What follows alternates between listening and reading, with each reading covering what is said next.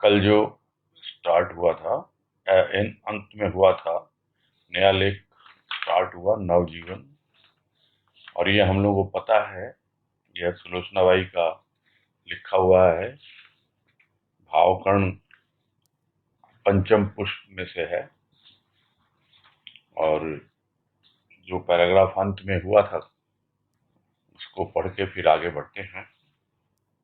इसमें कहा कि दर्शन में क्या छिपा था। छिपी थी हृदय की श्रद्धा, प्राणों का विश्वास, प्रेम का प्रकाश, भक्ति भाव की दिव्य भावना। प्रभु दर्शन ने उन्हें जागृत किया, जीवन की शुरुआत हुई। पूर्व जीवन में बसेरा था काम का, क्रोध का, लोभ का, मद का, मोह का, मात्सर्य का। प्रभु दर्शन ने काम को बदल दिया प्रेरणा में, क्रोध को प्रेम में, लोभ को उत्साह में, मोह को कर्तव्य में, मद को शरणागति में, मात्सर्य को समानता में। अब नव जीवन का प्रभात हुआ। तो यह जो दर्शन हुआ, यानी एक भीतर अनुभूति हुई, वो अनुभूति उसने भीतर छिपी हुई न जाने कितनी ही भावनाओं को, दैवीय गुणों को प्रकट कर दिया, अनुभव में ला दिया। अन्यथा श्रद्धा के बारे में सोचा ही नहीं था कि श्रद्धा इतनी बलवती हो सकती है। क्या विश्वास प्राणों तक पहुंच सकता है।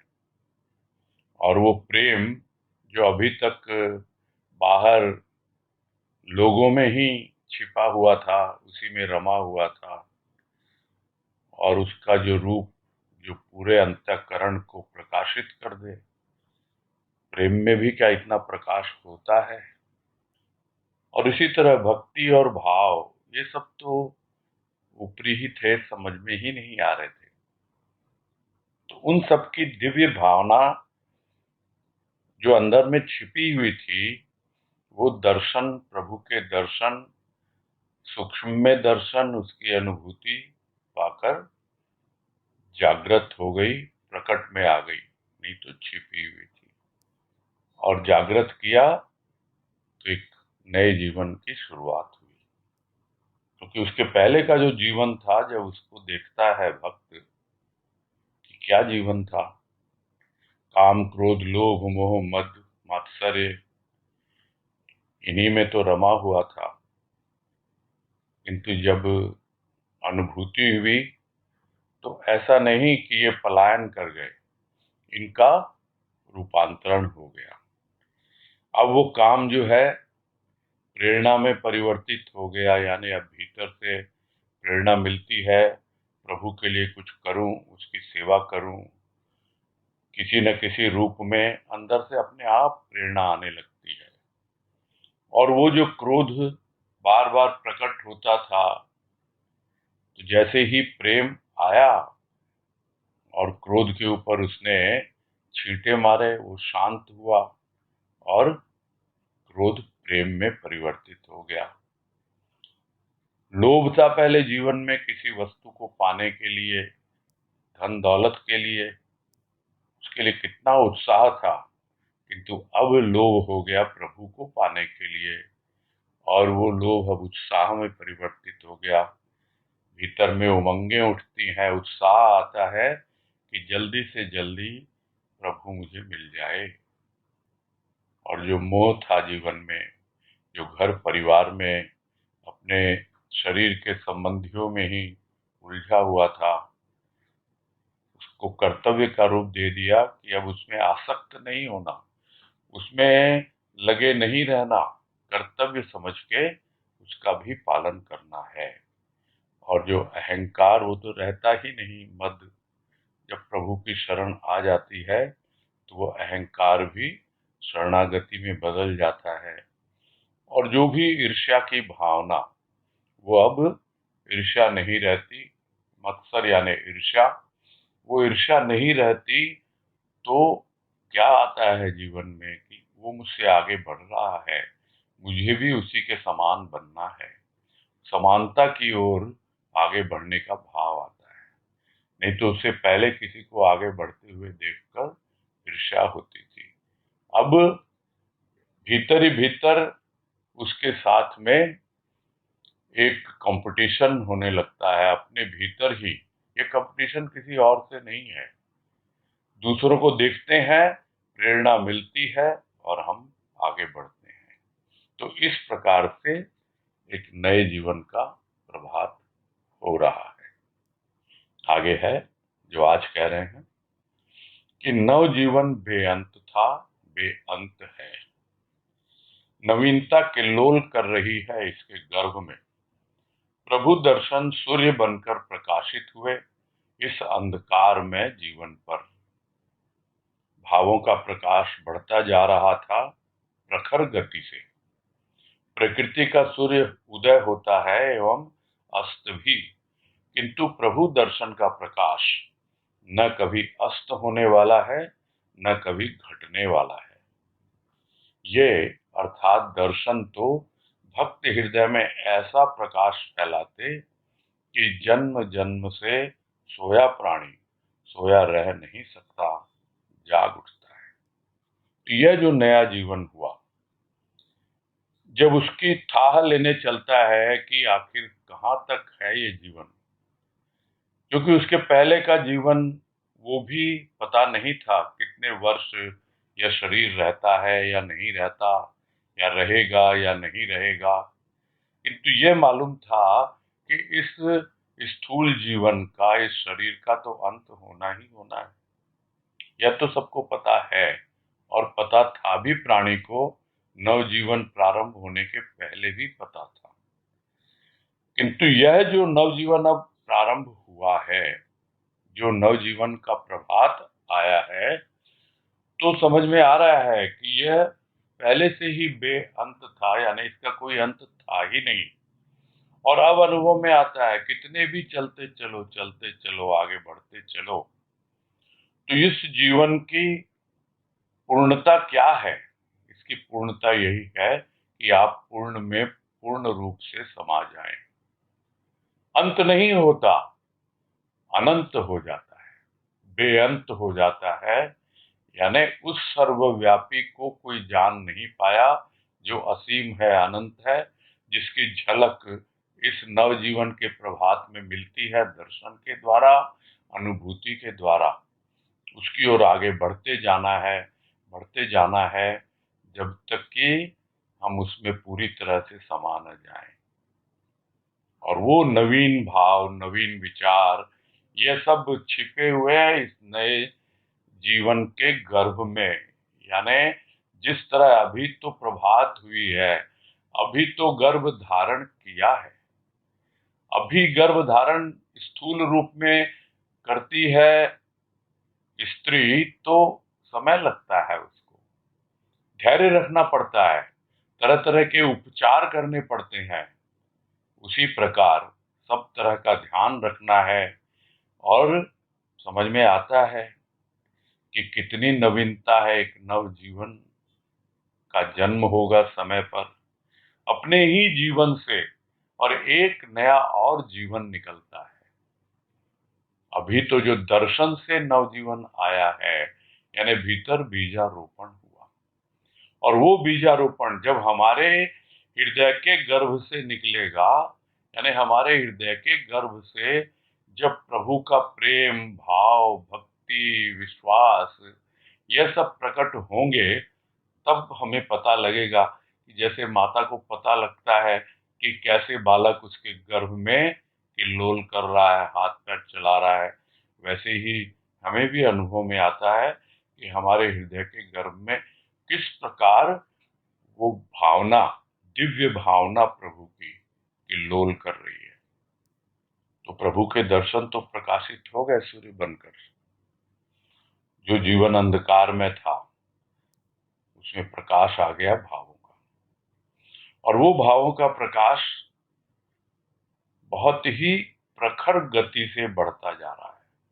प्रखर का मतलब क्या है? यानी और जिस तरह प्रभात होती है तो सूर्य का प्रकाश बड़ा मृदुल होता है, मीठा होता है।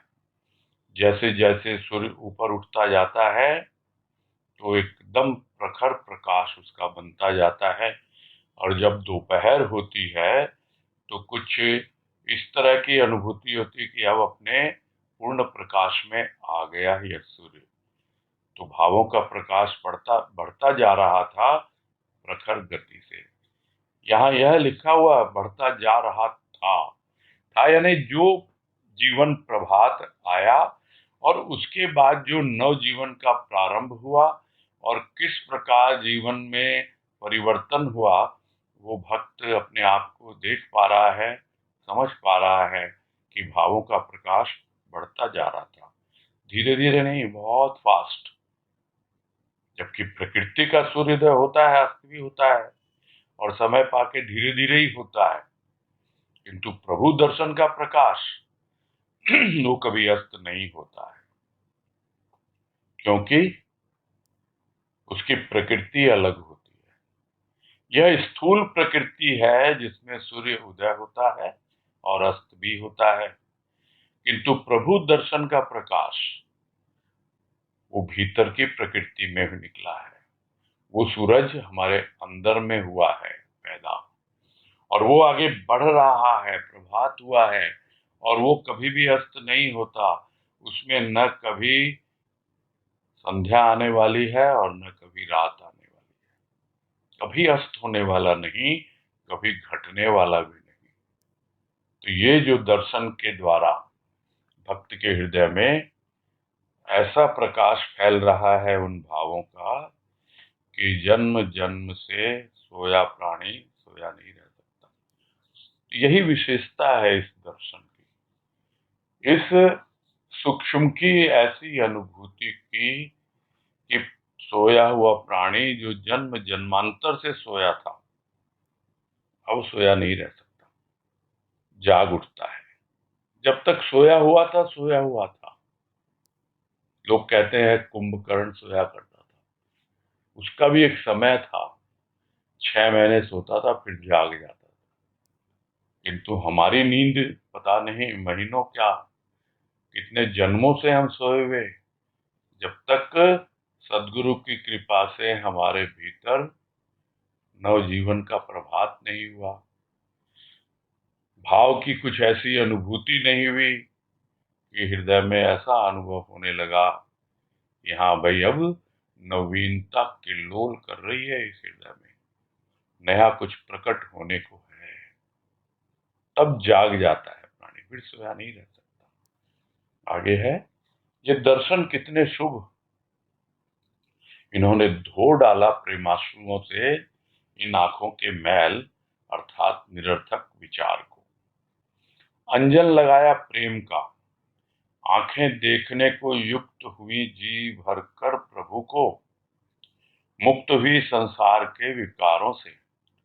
अब इस साध ने यह रूप अपनाया कि ये आंखें देखती रहें तुम्हें, केवल तुम्हें, फिर भी न हो यह मेरी साध पूर्ण।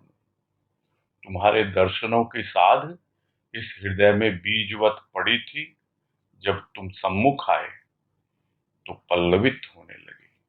आवरण हटाया तुमने तो साध बढ़ती गई।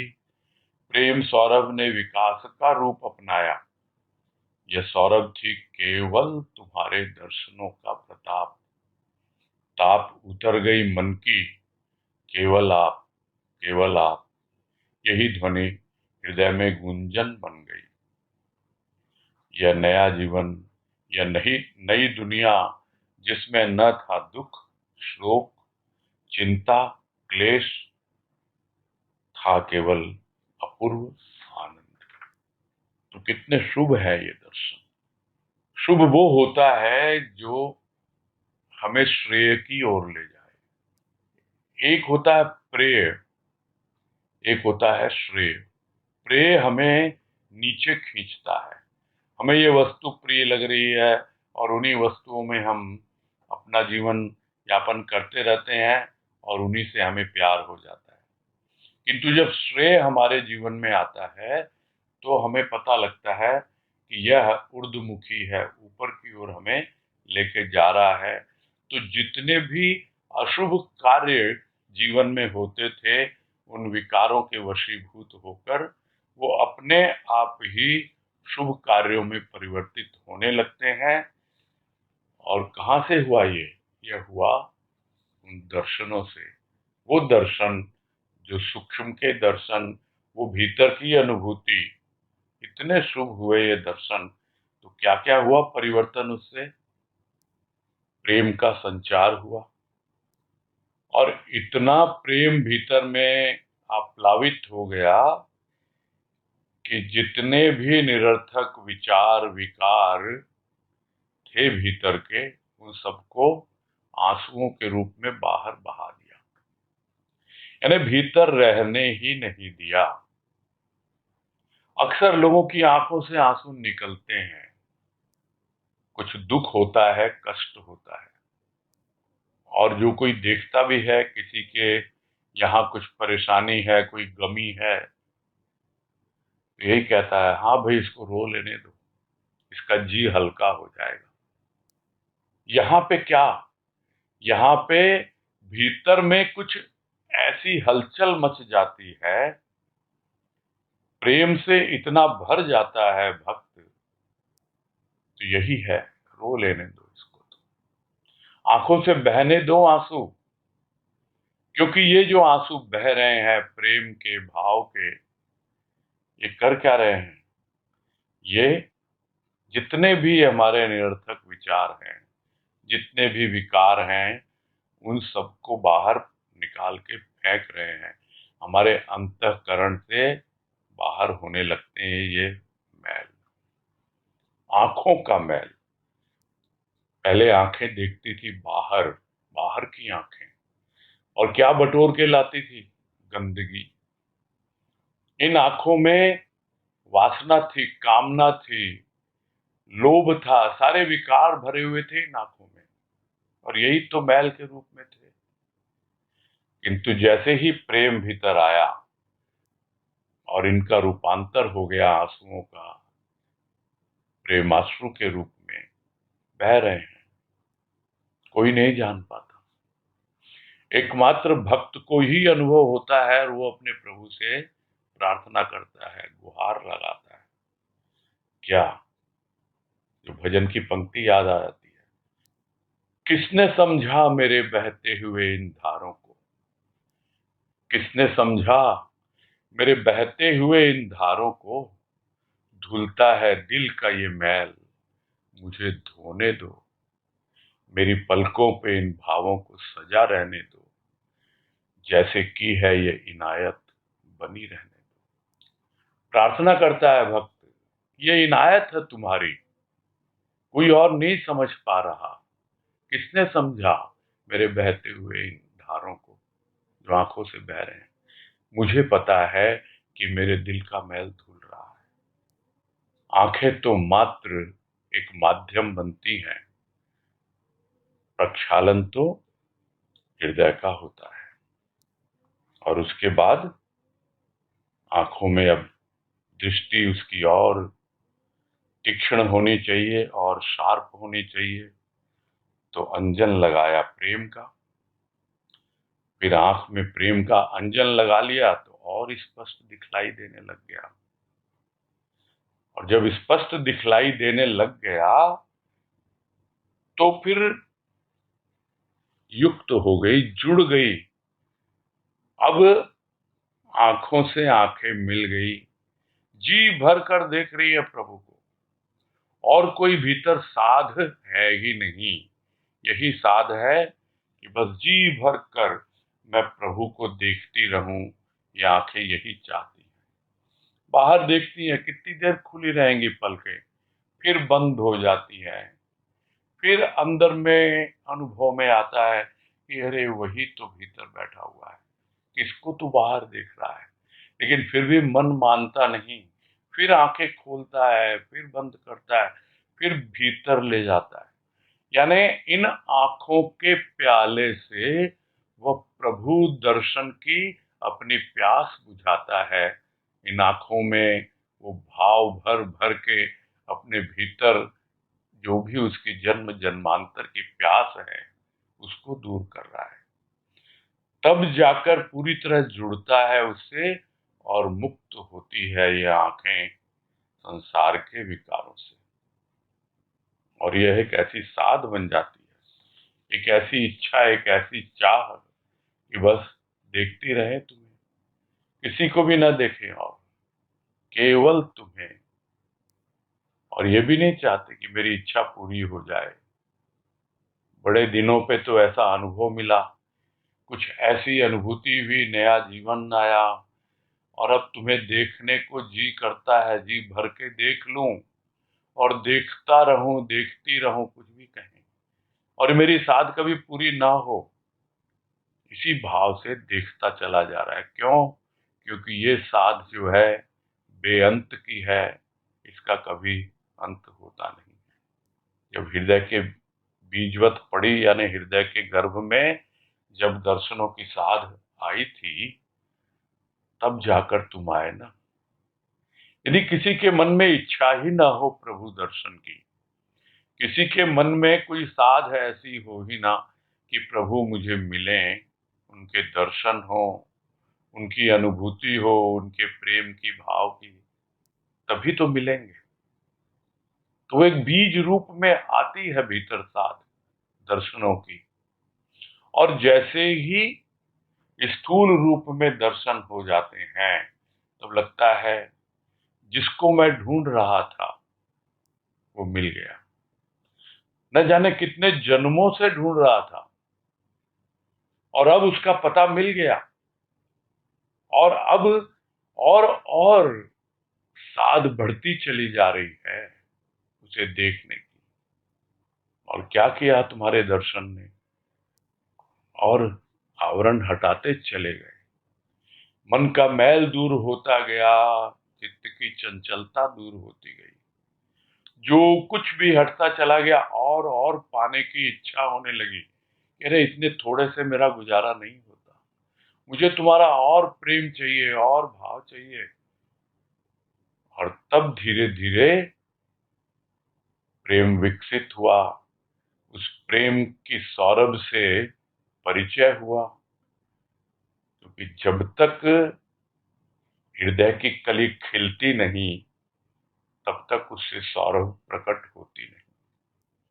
कली खिल रही है, प्रेम प्रस्फुटित हो रहा है और विकसित हो रहा है, और उससे एक सौंधी सौंधी बड़ी ही मधुर सी एक ऐसी भीतर में सुगंध की अनुभूति होती है जिसको कहा नहीं जा सकता है। और कहां से आई ये अनुभूति, कहां से मिला यह सौरभ भीतर में? सिर्फ और सिर्फ तुम्हारे दर्शनों के द्वारा। यह तो दर्शनों का प्रताप था। क्या प्रताप था? यानी उसकी महिमा है वो। ये ऐसा प्रताप है कि भीतर में तो सुगंध पैदा कर दी, और जितना भी मन पर ताप था, चिंता का, क्रोध का, वासना का, न जाने किन किन रूपों में जलता रहता है हमारा मन, हम समझ नहीं पाते हैं। वो सब का सब ताप उतर गया, यानी ज्वर चढ़ा हुआ, बुखार। ये मन पे बुखार होता है जिसके कारण वो ताप के रूप में, जैसे थर्मामीटर में देखते हैं क्या तापमान है, वैसे ही पता लगता नहीं है, बीमारी कुछ और होती है। यह तापमान देखना या ताप देखना, यह तो इसका ऊपरी रूप है। न जाने किन किन रूपों में हमारे मन में बीमारियां लगी हुई हैं। और शरीर करता क्या है, जब अप्राकृतिक होता है तो उसको बुखार चढ़ जाता है। वैसे ही हमारे मन में न जाने कितना बुखार चढ़ा हुआ है जन्म जन्मांतर का, और वो ताप कभी उतरता ही नहीं। किंतु जैसे ही प्रभु के दर्शन हुए, और उसके प्रेम की सौरभ भीतर में आने लगी, वो मीठी मीठी सुगंध, तो अपने आप ही ठंडक मिली, अपने आप ही वो ताप उतर गई मन की। अब क्या रह गया? यही ध्वनि गूंजने लगी हृदय में, केवल आप, केवल आप। अब और कुछ दूसरा चाहिए ही नहीं मुझे। मिल गए जिसको मिलना था, अब बस तुम, केवल तुम, केवल तुम। और यही एक नए जीवन की पहचान है। ये एक नई दुनिया है, एक नया संसार है। जो बाहर का संसार, वहां तो दुख था, शोक था, चिंता और क्लेश था, सब कुछ था। न जाने कितनी बार दुखी हुए हैं, कितनी बार जीवन में शोक आया है, और चिंता तो कभी साथ छोड़ती ही नहीं, जब तक चिता पर न बैठ जाओ तब भी। किंतु जैसे ही तुम्हारा दर्शन हुआ, ये नया जीवन, गुरुदेव की एक वाणी याद आ गई, जिसमें कह रहे हैं कि चिंता को चिता पर डाल, नव जीवन तेरी प्रतीक्षा कर रहा है। यह चिता किसकी है? यह चिता है तेरे जितने भी घास फूस जैसे लकड़ी के जो भी विषय विकार अब सूख चुके हैं, और अभी भी तू चिंता कर रहा है। अरे इस चिंता को डाल उसमें, वो चिता बन गई, अब उसमें डाल दे। तो जिस तरह चिता पर चढ़ने के बाद में नवजीवन मिलता है, वैसे ही जब चिंता चिता पर पड़ जाती है, तब एक नवजीवन होता है, एक नया जीवन, एक नई दुनिया। वातावरण बिल्कुल बदला हुआ, कुछ पता ही नहीं लगता कि क्या ऐसा जीवन भी हो सकता है, जहां दुख भी नहीं, चिंता भी नहीं, न कोई क्लेश, न कोई शोक। तो फिर क्या है वहां?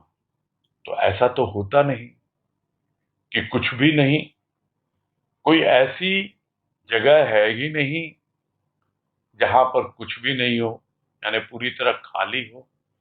हम समझते हैं कि ये खाली है, किंतु फिर भी वहां कुछ तो है, हवा तो है वहां। भले ही हम कहें कमरा खाली है, सामान नहीं होगा, हवा तो होगी। तो जब तक खाली न हो जाए, तब तक पता ही नहीं लगता कि मेरे भीतर ही छिपा हुआ था वो अपूर्व आनंद। तब वो प्रकट होता है, अपूर्व आनंद। एक नया जीवन, एक नई दुनिया, हट गया दुख, शोक, चिंता, क्लेश, और प्रकट हो गया अपूर्व आनंद। वही तो हमारी निधि थी, वही तो हमारा छिपा हुआ धन। आगे है, आनंद का वर्णन लेखनी द्वारा सरल नहीं, अनुभूति के द्वारा ही रसास्वादन कर पाता है आनंद का। अनुभूति भी क्या है, कैसे प्राप्त हो, इसे कृपा प्राप्त प्राणी ही समझ पाता है। अन्यथा प्राणी यूं ही समय व्यतीत कर जीवन यापन करते हैं। मनुष्य पाप का भंडार है, एवं दुख भोगने के लिए ही प्राणी पृथ्वी पर आता है। यह कल्पना ही मनुष्य को सदैव दुखी बनाए रखती है। तो इस पैराग्राफ में यही समझा रहे हैं कि प्राणी यही सोचता है कि न जाने मैंने कितने पाप किए हैं, न जाने मैं किन किन कर्मों का फल भोगने के लिए आया हूं इस संसार में। और कर्मों का फल भोगना यानी दुख भोगना। जब कभी भी कुछ उल्टी सीधी चीजें आती हैं, तभी प्राणी भाग्य को कोसता है कि क्या करूं, मेरे भाग्य में ऐसा ही लिखा है, मेरे ऐसे ही कर्म है पिछले जन्म के, दुख भोगने के लिए तो आया हूं मैं। तो यह कल्पना है, कुछ नहीं है, क्योंकि अपने जीवन को देखता नहीं, समझता नहीं, और यह कल्पना उसको हमेशा दुखी बनाए रखती है। अरे कल्पना ही करनी है तो प्रभु की करो, एक नव जीवन की कल्पना करो कि देखो कोई एक ऐसा स्थान है कोई एक ऐसा संत है, सदगुरु है, जिसके संपर्क में आके एक नया जीवन मिलता है, जीवन का पूरा रूपांतर हो जाता है और एकदम आनंदमय हो जाता है जीवन, जिसमें दुख, शोक, चिंता, क्लेश इन सब का कोई स्थान ही न हो। तो अब कोई वर्णन करने चले कि भाई ठीक है, आप इतना समझा रहे हैं, हमें भी बतलाइए ना, ये आनंद होता क्या है। तो क्या कोई वर्णन कर पाया है? अनुभव किया जा सकता है, उसकी अनुभूति होती है, तो कितना रस मिलता है उसमें, कितना आनंद मिलता है। आनंद की अनुभूति का आनंद बहुत ही अलग है। हम तो छोटी छोटी चीजों में भी आनंद ले लेते हैं, हम जान नहीं पाते कि वो सुख ही है, किंतु उस सुख में भी, यदि सुख हमारे जीवन में कुछ महीनों के लिए आता भी है, तो उसमें आनंद का पुट कुछ क्षणों का ही होता है, हम समझ नहीं पाते। उसमें भी बीज रूप में आनंद छिपा हुआ होता है, जो हमें सुख की अनुभूति देता है। किंतु जब हम आनंद की अनुभूति आनंद मिलने पर करते हैं, तो इसका तो रसास्वादन करता ही रहे, उसके अलावा कुछ न कहने को बनता है, न लिखने को बनता है, कुछ है ही नहीं। तो हर कोई चाहेगा कि हमें भी वैसी अनुभूति मिले। तो कैसे प्राप्त हो? तो प्राप्त होती है, उसकी कृपा से होती है। किंतु उसकी कृपा किस पर होती है? उसकी कृपा भी उस पर ही होती है जो स्वयं पर कृपा करता है। इस बारे में भी एक वाणी है गुरुदेव की। वाणी पूरी मुझे ध्यान में नहीं है, उसका सार यही है, जिसमें भक्त कहता है भगवान से, अपने गुरु से, कि अनुभूति की विभूति हमें भी दो गुरुवर। तो क्या कहते हैं? यह दी नहीं जाती प्यारे, दी नहीं जाती। यह कोई ऐसी विभूति नहीं है, ऐसा प्रसाद नहीं है कि हाथ से उठा के किसी को दे दिया जाए। कृपा पात्र बनो, और जब तक अपने ऊपर कृपा न करे प्राणी, तब तक वो कृपा पात्र बनता ही नहीं, प्रभु की कृपा प्राप्त करने की योग्यता अर्जित करता ही नहीं। तो अनुभूति क्या है, कैसे प्राप्त हो? तो जिसने उस कृपा को अनुभव किया है, पाया है, वही समझ पाता है। और बाकी प्राणी तो ऐसे ही आते हैं और ऐसे ही जाते हैं, यूं ही अपना समय व्यतीत कर देते हैं, पूरा जीवन उनका निकल जाता है। आगे है, यह चेतन जीती जागती प्रभु की ज्योति मनुष्य के रूप में इस धरा पर है। अन्य तो सभी चेतन होते हुए भी जड़ हैं, तथा जड़त्व भाव ही उनका प्रधान रूप है। किंतु मानव इसका स्वरूप तो चेतन है, चिन्मय है। इसे भी यदि कहा जाए कि दुख ही भोगने के लिए आया है, तो फिर आनंद कौन फैलाएगा? मनुष्य दुख भोगने नहीं आया, आनंद फैलाने आया है। कल्पना साकार होती है प्रभु कृपा से। तो यह प्रभु की ज्योति है, जीती जागती है, शरीर है, चैतन्य रूप में है, मनुष्य के रूप में है, इस धरा पर ही है। तो ये सब बातें तो हम समझ चुके हैं बहुत बार, कि गुरुदेव ने अपने जीवन में दिखा दिया कि मनुष्य होते हुए भी तुम उस चैतन्य की जीती जागती प्रतिमूर्ति बन सकते हो। प्रभु की ज्योति तुम्हारे भीतर हमेशा प्रज्वलित रह सकती है तो सभी चेतन, ऐसा नहीं है वो चेतन तत्व नहीं है, सभी के भीतर है वो चेतन तत्व, किंतु फिर भी जड़वत जीवन व्यतीत करते हैं। जड़ क्या है? स्थूल। और चेतना कहाँ से प्रारंभ होती है? चेतना प्रारंभ होती है सूक्ष्म में। तो यदि सूक्ष्म की ओर ध्यान ही न दे, तो सब कुछ होते हुए भी वो जड़त्व भाव में ही जीते हैं, और वही साधारणतः मानव का जीवन होता किंतु संत का रूप, संत का जीवन, वो तो पूरी तरह से चेतन है, चिन्मय है। तो एक होता है चिन्मय, जो पूरी तरह से आभा युक्त, पूरी तरह से चेतना युक्त, हर वक्त ज्ञान उसके चेहरे से दीप्यमान होकर चमकता रहता है। यह होता है चिन्मय रूप। किंतु प्राणी कौन से रूप में है? मृण्मय रूप। मृण्मय माने मिट्टी का। बस मिट्टी में आया, मिट्टी में खेलता रहा और पूरी तरह स्थूल में ही रमा रहा। यानी एक है चिन्मय और एक है मृण्मय। तो मानव, इसका स्वरूप तो चेतन है। ये ऐसा मानव है जो दिखलाई तो पड़ता है मानव के रूप में, किंतु अंदर से पूरी तरह चिन्मय है। तो फिर सबके भीतर है यह संभावना, और यह गुरुदेव ने समझा दिया सबको। और फिर यदि कोई कहे कि दुख भोगने के लिए आया है, भाई अरे कौन सी गलत फहमी हो भाई। तो अगर दुख भोगने के लिए आया तो देखो ना सामने वाले को, उसको देखो जो आनंद फैला रहा है, जो आनंद बरसा रहा है। तभी तो भक्तों ने उसे आनंद घन कहा।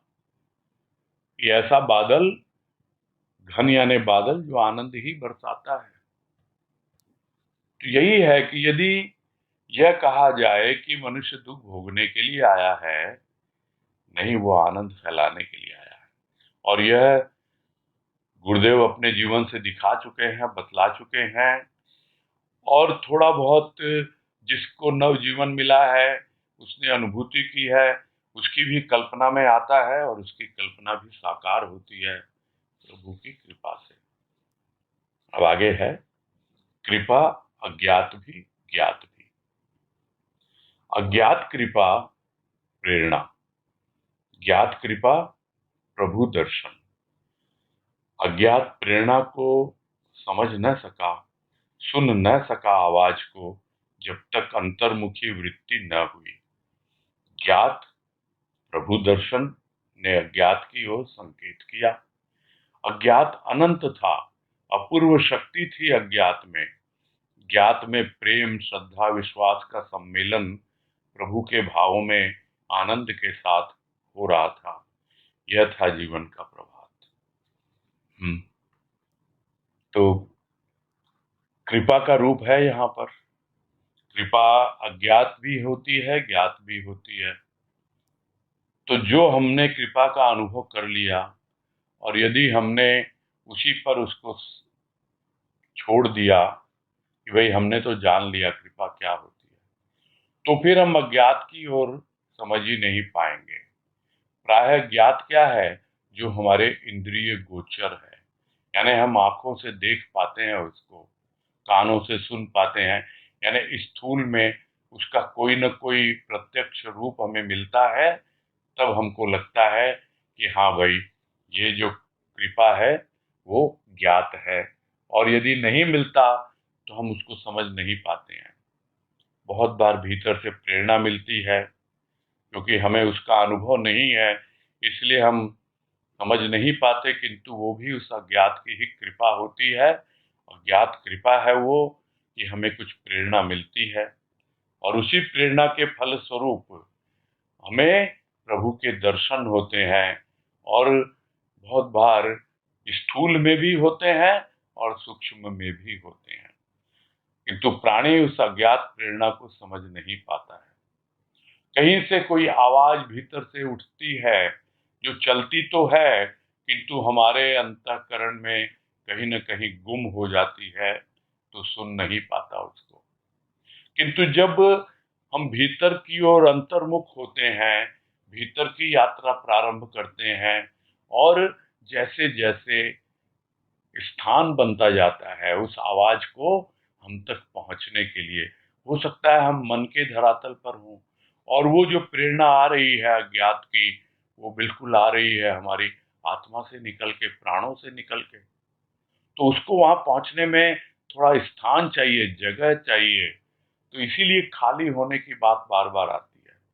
उसको जगह मिलती है तो वो जरूर हम तक पहुंचती है। हमारी वृत्तियां अंतर्मुख होती हैं, आगे बढ़ती चली जाती हैं, तो हम उस आवाज को अनुभव कर पाते हैं। और यह सब बातें बहुत अच्छी तरीके से गुरुदेव ने चिंतन मनन ध्वनि लेख में हम लोगों को समझाई कि वृत्तियां अंतर्मुखी होंगी, मनन चिंतन होगा, तो सूक्ष्म से सूक्ष्मतर सूक्ष्मतम इस प्रकार तुम आगे बढ़ते चले जाओगे। तो एक दर्शन तो हो गए बाहर के रूप में, किसी न किसी रूप में, ज्ञात में प्रभु के, कि हमने स्थूल में समझ लिया, जान लिया, किंतु वो संकेत किधर कर रहा है कि तू अंतर्मुखी हो, उस अज्ञात की ओर आगे बढ़। किंतु हमें पता नहीं पड़ता, समझ में नहीं आता, किंतु जब थोड़ा अंदर जाते हैं तब पता लगता है कि अज्ञात क्या है। अरे इसका तो कोई था ही नहीं है, ये तो असीम है, अनंत है, और बढ़ते जाते हैं, और खींचता जाता है, हमें आगे बढ़ाता जाता है, और प्रेरणा देता जाता है। तो कितनी शक्ति है इसमें जो हमें खींच रहा है और हमारे भी भीतर उस शक्ति का संचार कर रहा है। तो ज्ञात में हमें अनुभव में आने लगता है फिर कि कहाँ उसका प्रेम, श्रद्धा, विश्वास, यह सब ज्ञात में अज्ञात में कुछ भी हम कहें, हमारे भीतर में वो प्रभु के भावों का यह एक मिलन होता रहता है, और हम अपनी अंतर यात्रा में आगे बढ़ते रहते हैं। और जो जीवन का प्रभात हमें हुआ, तब लगता है ये एक और प्रभात हुआ। तो इस तरह रोज रोज एक नवजीवन की अनुभूति होती है, जीवन का एक नया प्रभात प्रत्येक दिन प्राणी को अनुभव में आता है। आगे है, प्रभात की प्रभा कण कण पर मधुर प्रकाश डाल, उन्हें आभा युक्त बनाती। नव प्रभात, मस्ती की दोपहर, मिलन शाम की बहार, जीवन में नया रंग बरसाती आई। अपूर्व यह नवजीवन, जिसने जीवत्व भाव ही भुला दिया, खिला दिया हृदय कमल, मिला दिया कमल की सौरभ को अनंत से। प्रत्येक क्षण आह्वान नवीनता का, हवन निरर्थक विचारों का, स्थूल का भान भुलाती हुई सूक्ष्म का आभास देती आई यह कृपा प्राप्त भावना और प्रभु दर्शन का प्रसाद। तो प्रारंभ तो हुआ प्रभात से, और यह एक जीवन का रूप है। नव जीवन, नव प्रभात, और आगे बढ़ता चला जाता है। उस प्रभात में जो प्रकाश आया प्रेम का, जो प्रकाश आया ज्ञान का, किस तरह से कण कण पर, यानी भीतर के एक एक छोटे से छोटे विचारों पर, भावों पर एक स्निग्ध मधुर सा प्रकाश डालकर उनमें भी समझा देता है छिपे हुए भावों को, और प्रकाशित कर देता है हमारे ही भीतर जो कुछ था कि आगे बढ़ तू, देख अब धीरे धीरे दोपहर आएगी, और दोपहर की मस्ती क्या आनंद है। और उसके बाद शाम, शाम में जैसे ठंडी ठंडी हवा चलने लगती है, ताप संताप से एक छुटकारा सा मिलता है, वैसे ही शाम की एक अलग बहार है। तो इस तरह जीवन बिल्कुल बदल जाता है, एक नया रंग जीवन का हो जाता है। तो यह जीवन कैसा है? अपूर्व जीवन। पहले कभी कल्पना ही नहीं की, अनुभव में आया तब पता लगा कि अपूर्व है, यानी पहले कभी नहीं हुआ।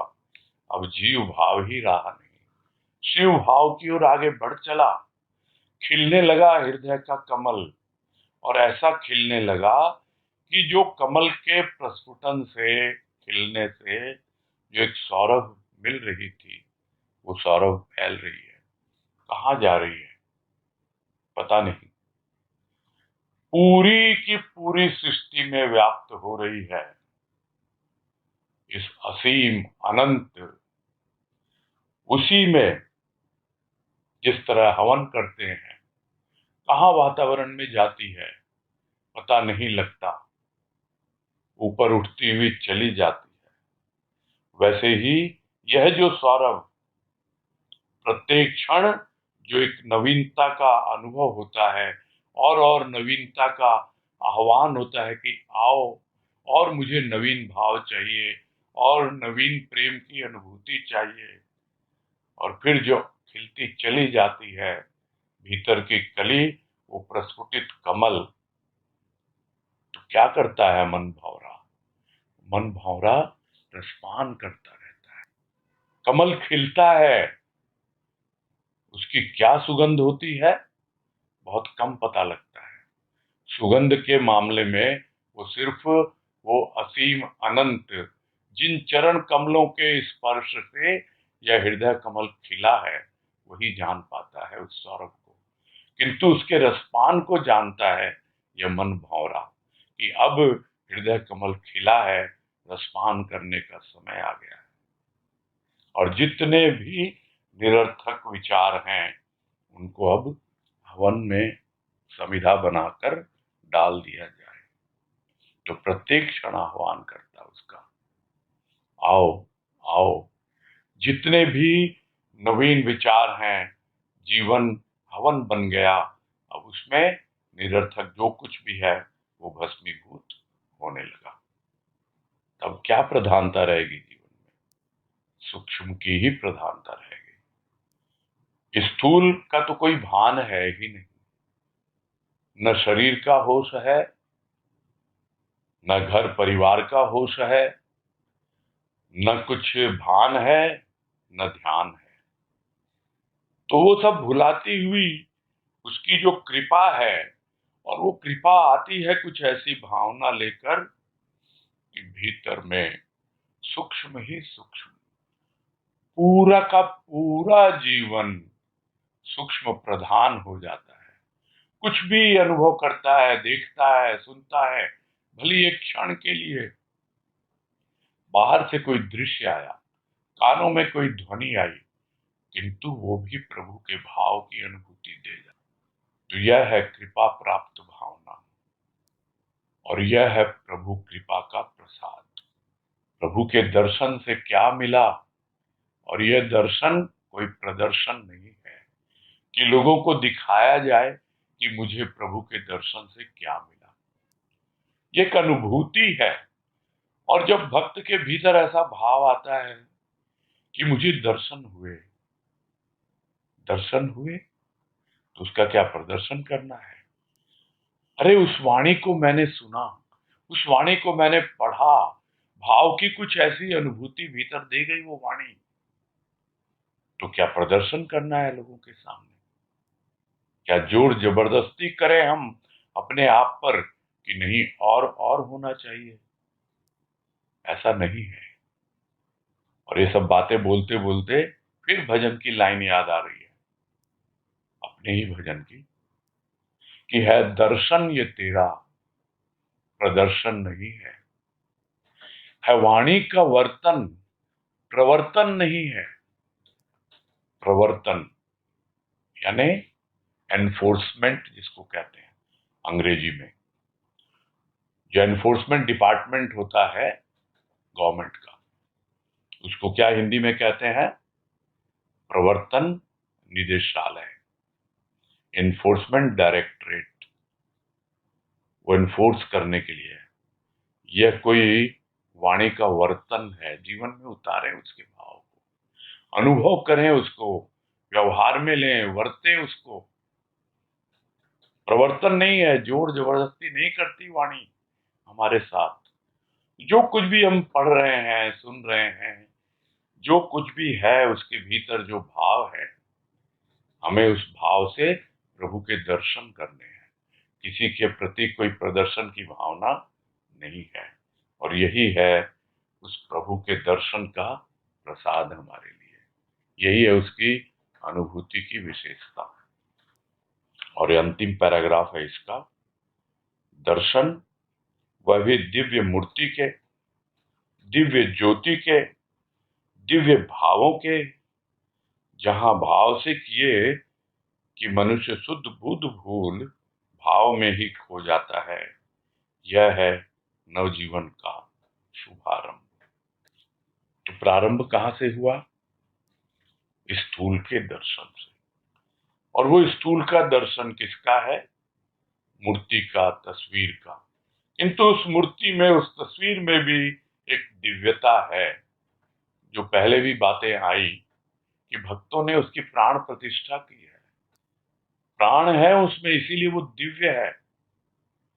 भले ही वो दिखने से स्थूल है, मूर्ति के रूप में है, तस्वीर के रूप में है, किंतु वो दिव्य है।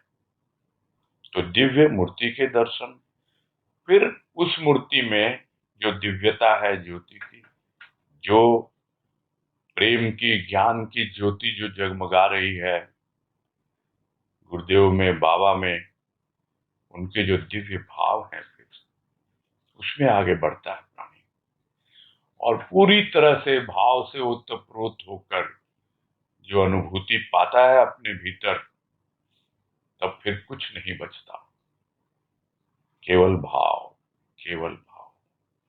और यही तो गुरुदेव ने समझाया भाव योग में, कि भाव में प्रारंभ में क्या होता है?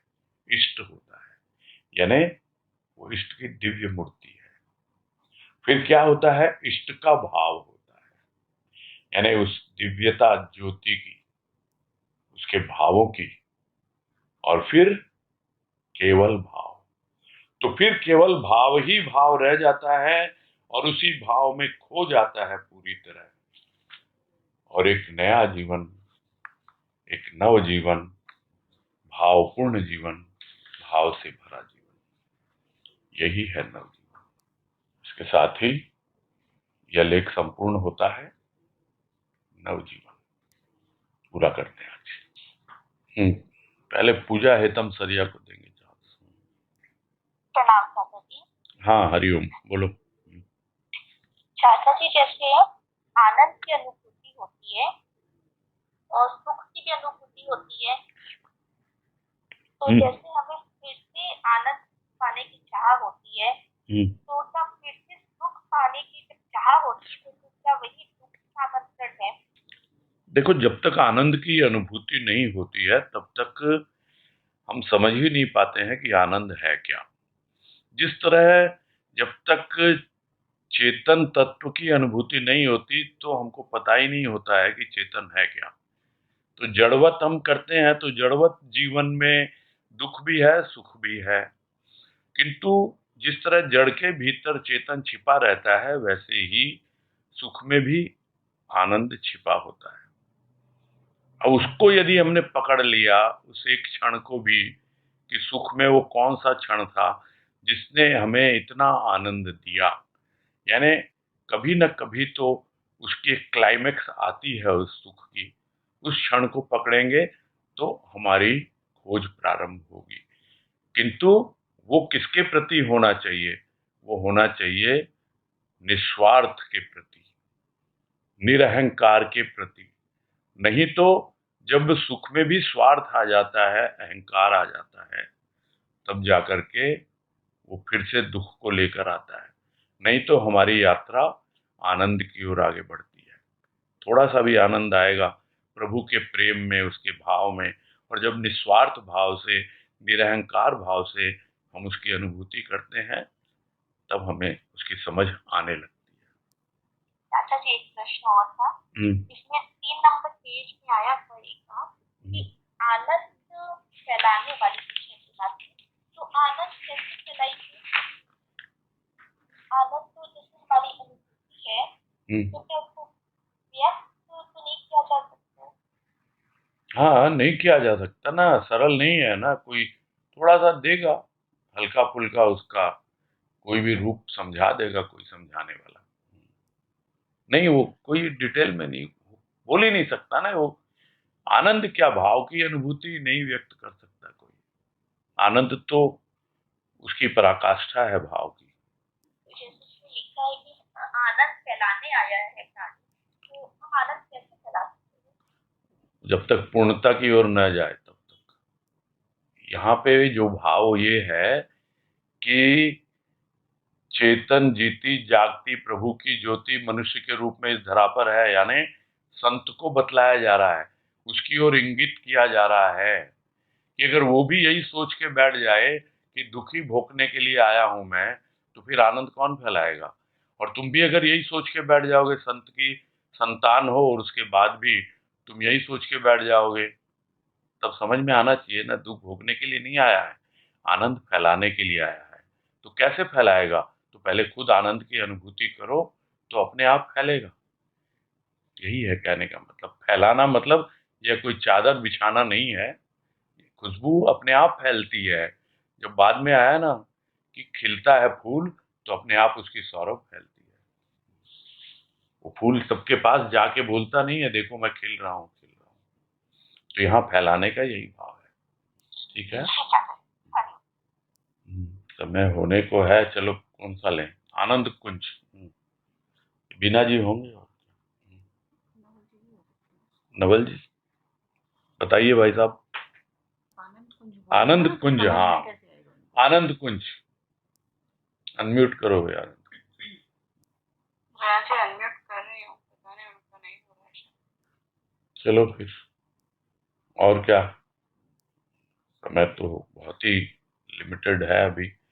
भारती गुप्ता को ले लेते हैं, बोलिए, थोड़ा संक्षेप में बोलिएगा, समय नहीं है ज्यादा। हरिओम। हाँ हरिओम, जय गुरु, बोलिए।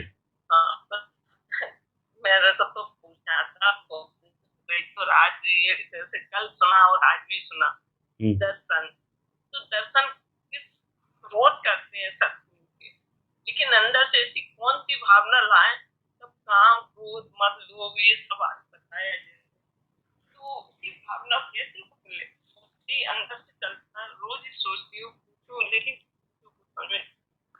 नहीं, वो तो उसकी कृपा है, सब बातें आई हैं, कृपा से ही मिलती है चीजें। और हम अपने ऊपर कृपा करते हैं, सिर्फ बाहर के दर्शन तक सीमित न रखें। यह सब बातें भी आ रही हैं। जो भी सूक्ष्म में अनुभूति होती है, वो सिर्फ आंखों से देखने से ही नहीं होती है, यह भाव की अनुभूति है। जब कभी भी हम कुछ पढ़ रहे हैं, चाहे गुरुदेव के प्रवचन ही संतमणि में पढ़ रहे हैं या कुछ सुन रहे हैं, कुछ भी हो, तो हमें भीतर अनुभूति होती है। तो वो भाव की अनुभूति जो है, वही उसका दर्शन है। इस तरह से उसको हम और आगे बढ़ाते जाएं और उसको प्रगाढ़ करते जाएं, यही है सब बातों का सार। ठीक है ना। हाँ भाई, अब समय हो चुका है, अब पूरा कर।